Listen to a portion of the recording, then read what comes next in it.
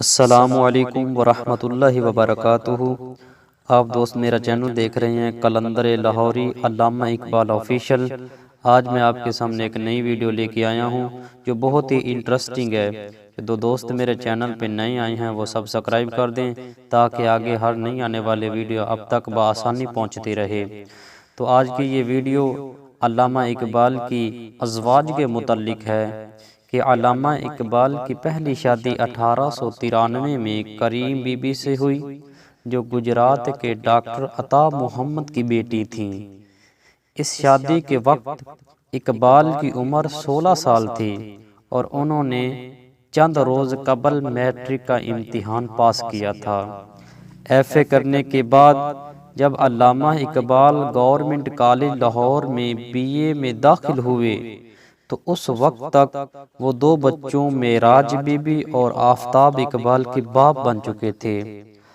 علامہ اقبال کی دوسری شادی ضلع کچہری لاہور کے ایک عرضی نویس کی یتیم بھانجی سردار بیگم سے ہوئی۔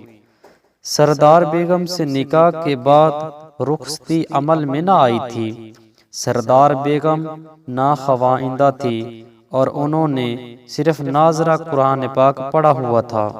سردار بیگم کی رخصتی کا معاملہ التوا میں پڑ گیا کیونکہ نکاح کے فوراً بعد ایک گمنام خط ملا علامہ اقبال رحمۃ اللہ علیہ کو، جس میں سردار بیگم کے چال چلن پر شکوک و شبہات کا اظہار کیا گیا تھا۔ چنانچہ انہوں نے سردار بیگم کو طلاق دے کر تیسری شادی کرنے کا فیصلہ کر لیا۔ پھر علامہ اقبال نے جلندھر کے ایک متمول کشمیر خاندان جو 9 لکھیوں کا خاندان کہلاتا تھا وہاں مختار بیگم سے تیسری شادی کر لی۔ یہ شادی 1913 میں ہوئی تھی اور بارات لاہور سے جلندھر گئی تھی۔ مختار بیگم سے شادی کے بعد پتہ چلا کہ وہ سردار بیگم کے بارے میں جو خط ملا تھا وہ سازش تھی، تو انہوں نے سردار بیگم کو گھر لانے کا فیصلہ کر لیا، لیکن چونکہ دل میں اس کو طلاق دینے کا فیصلہ کیا ہوا تھا اس لیے ستمبر 1913 میں سردار بیگم سے دوبارہ نکاح پڑھایا اور انار کلی والے گھر میں علامہ اقبال ایک وقت میں اپنی 3 بیویوں کے ساتھ رہا کرتے تھے۔